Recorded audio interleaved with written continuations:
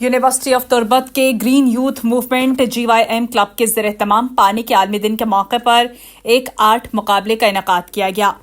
اس مقابلے کا مقصد موسمیاتی تبدیلی اور آبی وسائل کے درمیان تعلق کے بارے میں لوگوں میں آگاہی پیدا کرنے کے ساتھ ساتھ ماحولیاتی شعور اجاگر کرنا، طلبہ طالبات کی تخلیقی صلاحیتوں کی حوصلہ افزائی کرنا اور پانی کے پائیدار انتظام پر مکالمے کے کلچر کو فروغ دینا تھا۔ یہ مقابلہ آن لائن منعقد کیا گیا جس میں یونیورسٹی آف تربت کے طلبہ طالبات نے کثیر تعداد میں شرکت کی اور موسمیاتی تبدیلی اور پانی کے تحفظ کے موضوع پر آرٹ کے ذریعے اپنی تخلیقی صلاحیتوں کا مظاہرہ کیا۔ فنکار، ماحولیاتی ماہرین اور فیکلٹی ممبران پر مشتمل پینل نے طلبہ طالبات کی جانب سے جمع کروائی گئی تخلیقات کا ماہرانہ اور پیشہ ورانہ جائزہ لیا۔ جیوری کی تفصیلی جائزے کے مطابق شعبہ پولیٹیکل سائنس کی طالبہ مہجبین نور نے پہلی پوزیشن حاصل کی، جبکہ شعبہ انگلش کی طالبہ مروہ اکبر اور شعبہ بائیو کیمسٹری کی طالبہ شرف عبد المجید نے بالترتیب دوسری اور تیسری پوزیشن حاصل کی۔ یونیورسٹی آف تربت کے وائس چانسلر پروفیسر ڈاکٹر گل حسن نے پوزیشن لینے والی طالبات کو مبارکباد دیتے ہوئے اس تخلیقی سرگرمی کے انعقاد پر گرین یوتھ موومنٹ کلب کے ممبران کی کاوشوں کو سراہا۔